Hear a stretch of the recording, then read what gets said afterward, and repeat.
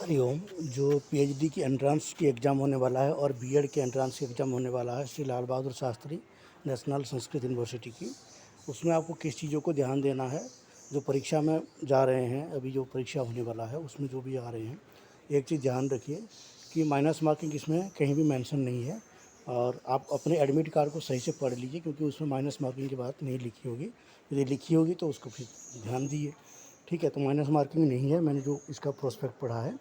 और मेन चीज़ है आपको इसमें फोकस करना है कि कहाँ कहाँ से इसके क्वेश्चन आएंगे। ज़्यादा पैनिक नहीं होना है, बिल्कुल आराम से क्वेश्चन आंसर करिए, तो आपको ज़्यादा प्रॉब्लम नहीं होगी। आप आराम से अच्छे से क्वेश्चन कर पाएंगे। और इसका जो है OMR शीट में इसका भरना होता है। तो OMR शीट में भरते समय ध्यान दीजिए कि आप जिस नंबर का OMR शीट में भर रहे हैं, जो क्वेश्चन का, वो नंबर ध्यान रखिए। वहाँ पर सारे नंबर दिए होंगे 100 नंबर के होगा, तो उसी के सामने जो भी ABCD का गोला होगा उसको अच्छे से भरिए। ठीक है, इसको अगर गलत भरते हैं तो आपको क्या होगा, मार्क आपका जो है उसमें गलत इम्फेक्ट पड़ेगा। अगर मान लीजिए आप 1 नंबर के क्वेश्चन के आंसर लिख रहे हैं और उसमें 2 नंबर या 3 नंबर पे भर लिए, ठीक है। जैसे मान लीजिए क्या होता है, कभी कभी जल्दीबाजी में ऐसे हो जाता है, जैसे आप 5 नंबर के क्वेश्चन भर रहे हैं और उसमें जो है आपका 5 की जगह पे 6 पे जो है भर दिए गोला। कभी कभी एक नंबर पे 2 गोला ही भर जाता है। ये समस्या आ जाती है। जो आपका कि आंसर सही भी होगा तो वहाँ पर जो है आपका मार्क जो है कम हो जाता है। ठीक है, गलत आंसर भरने की वजह से। इसलिए ध्यान दीजिए इस चीज़ों को। और यहाँ पर हम थोड़ा पाठ्यक्रम देखेंगे कि पाठ्यक्रम में क्या क्या आने वाला है। ठीक है, इस चीज़ को ध्यान रखें। पाठ्यक्रम इसका बहुत ही सरल है। ठीक है।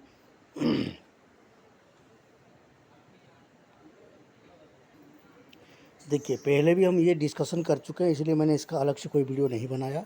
जिस समय हमने एंट्रेंस एग्ज़ाम की जो नोटिफिकेशन आया था उस समय हमने वीडियो बनाया था, उसमें पाठ्यक्रम की बात हमने किया था। ठीक है। और जितने छात्र मुझे कांटेक्ट किए, मैंने सबको PDF भी भेजा हूँ पर्सनली रूप से। और जो छात्र कांटेक्ट नहीं किए उनको कैसे मिल सकता है। ठीक है, मेरे नंबर पे, व्हाट्सएप नंबर भी सब जगह पे दिया गया है। तो यहाँ देखिए, यहाँ पर फर्स्ट लिखा हुआ है मध्याह्ने 2 वादनतः 4 वादनपर्यंत पूर्ण पर्यंतम। ठीक है, द्विवादनतः चतुर्वादनपर्यंतम परीक्षा अवधि अस्ति। ठीक है, पूर्णांक 200 नंबर की परीक्षा होगी। एक क्वेश्चन 2 नंबर के होगी, 100 क्वेश्चन आएंगे। तो इसमें लिखा गया है कि जो परीक्षा में आएंगे वो क्या आएंगे, जिससे आपको घबराहट ना हो। मैं इसलिए बता रहा हूँ क्योंकि बहुत सारे छात्र पैनिक हो रहे हैं कि क्या आएगा परीक्षा में। कुछ नहीं आने वाला है। देखिए, स्नातकोत्तर कक्षायां पठित विषय से सम्यक ज्ञाता स्युः। यदि आप स्नातकोत्तर यानी कि जो BA या फिर शास्त्री आचार्य जिसको कहते हैं, उस समय अगर आप अपने विषय को ढंग से पढ़े हैं, ढंग से सभी का उपयोग किए हैं, लाइब्रेरी का उपयोग किया, अन्य ग्रंथों का समय समय पर अध्ययन करते रहे हैं, तो आपके लिए ये कोई भी ज़्यादा समस्या की बात नहीं। सम्यक ज्ञाता स्युः, सम्यक आप अच्छे से पढ़े हुए हैं तो वही चीज़ आपका काम में आएगा। अलग से कोई प्रिपरेशन के लिए आपको PhD में अलग से कोई बुक्स या फिर किसी भी मटेरियल की आवश्यक नहीं है। अगर आप सही से पढ़े हैं तो पूर्व मध्यमा, उत्तर मध्यमा से आज तक जितने विषय आप पढ़े होंगे वो सारी चीज़ें आपका यहाँ काम में आने वाला होगा। ठीक है। ग्रंथ संपादनम हस्तलेखा विज्ञान शोध प्रविधि च परिचयात्मक रूपेण जानीयुः। ग्रंथ संपादन क्या है, हस्तलेख क्या है, विज्ञान क्या है, शोध प्रविधि क्या है, ये सारे ग्रंथ जो है आपको दिया भी गया है। मैंने एक बार वीडियो भी बनाया था पांडुलिपि विज्ञान के ऊपर। यदि आप हमारे चैनल पे देखते रहते हैं, समय समय पर जो वीडियो आता रहता है, तो आपको कोई दिक्कत नहीं होगी, आप ये सारी बातें समझ जाएंगे। नहीं देखते हैं तो आपको देखना चाहिए, ताकि फ्यूचर में आपको जो है इसका उपयोग कर सके। ये सब परीक्षा में उपयोगी होता है। इसलिए हम ऐसे वीडियो बनाते हैं इस चैनल में कि जो हर विद्यार्थी के लिए उपयोगी है। ऐसे वीडियो हम नहीं बनाते हैं कि जो एंटरटेनमेंट के लिए होता है। ठीक है, तो इसलिए एक एक वीडियो जो है हमारे चैनल की विद्यार्थी को उपयोगी होता है। आज नहीं तो कल उपयोगी होगा, इसलिए हर वीडियो को देखते रहना चाहिए आपको। ठीक है।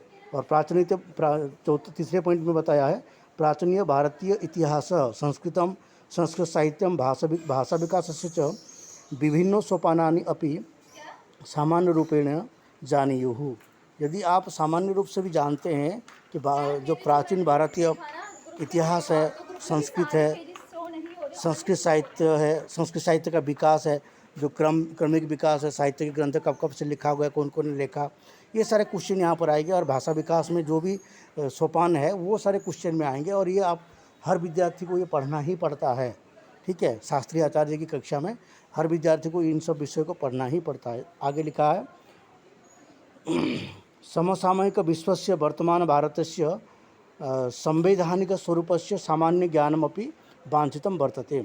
जैसे मैंने कहा था सामान्य ज्ञान के जो क्वेश्चन आएंगे वो भारत से रिलेटेड क्वेश्चन आएंगे, विश्व के रिलेटेड क्वेश्चन आएंगे, ठीक है। जैसे कि भारत का कोई राजधानी, किसी राज्य की राजधानी पूछा जा सकता है, कि भारत का किसी राज्य की लेकर के कुछ पूछा जा सकता है, ठीक है। जैसे यहाँ पर भारत में बहुत सारे नेशनल पार्क है, तो कोई नेशनल पार्क की नाम पूछा जा सकता है। जैसे यहाँ पर ऋषिकेश, हरिद्वार, ऋषिकेश उत्तराखंड में नेशनल पार्क है, राजाजी नेशनल पार्क है, ठीक है, जो जानवरों की सुरक्षा के लिए यहाँ पर इसको नेशनल पार्क घोषित किया गया है। उसी तरह जैसे ओडिशा आज स्टेट में वहाँ पर नेशनल पार्क है, किसके लिए, मगरमच्छ के लिए, कछुआ के लिए। तो इस तरह के अलग अलग जो भारत की कुछ कुछ चीज़ें हैं, इतिहास से रिलेटेड है, कुछ भारत से संबंधित है, ऐसे क्वेश्चन सामान्य ज्ञान में पूछे जाते हैं, ठीक है। इसलिए ये तो हर विद्यार्थी को जानना भी चाहिए। कभी आप न्यूज़पेपर पढ़ते हैं, न्यूज़ देखते हैं, टीवी देखते हैं, तो इन सारी चीज़ों में जो जो मैटर आता है वो सारी चीज़ यहाँ पर क्वेश्चन में मेंशन होता है। तो आप आँख कान खुला रखेंगे तो आपको कोई दिक्कत नहीं होगी, कोई अलग से जो है पढ़ने की ज़रूरत नहीं पड़ेगी, ठीक है। अब इसका देख लेते हैं थोड़ा। विद्या वारिधि शिक्षा शास्त्र इतर विषय छात्राणाम कृते, ये आपको परीक्षा में ये मेंशन रहेगा कि शिक्षा शास्त्र इतर छात्राणाम कृते, जहाँ होगा वो ट्रेडिशनल वाला वो करना है, और जहाँ पर शिक्षा शास्त्र छात्राणाम कृते लिखा होगा तो वहाँ पर जो शिक्षा शास्त्र की छात्र है उनके लिए करना है, ठीक है। उनका जो पीएचडी का क्वेश्चन होगा। तो इसमें देखिए यहाँ पर दिया गया है 40-40 अंक का 20-20 क्वेश्चन आएंगे बताया है। संस्कृत वाङ्मय से सामान्य परिचय, संस्कृत वाङ्मय के सामान्य परिचय। इसमें संस्कृत वाङ्मय जितने हैं, वेद वेदांत इतिहास पुराण महाभारत आदि जितने भी अष्टादश पुराण है, इन सभी से प्रश्न आएंगे।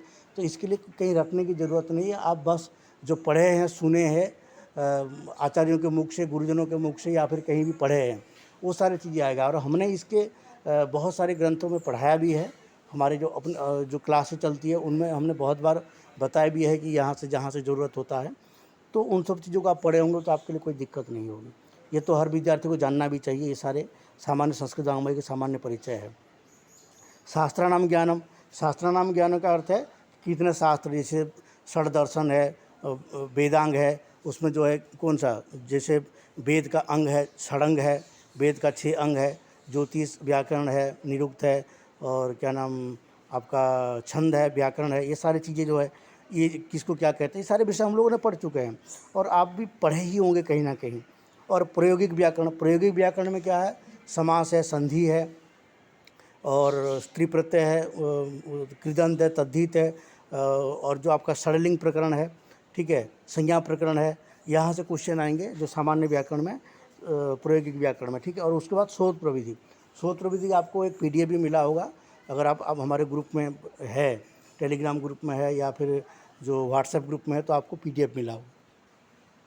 इसको अगर आप एक बार भी पढ़े होंगे तो आपको ये समझ में आ जाएगा।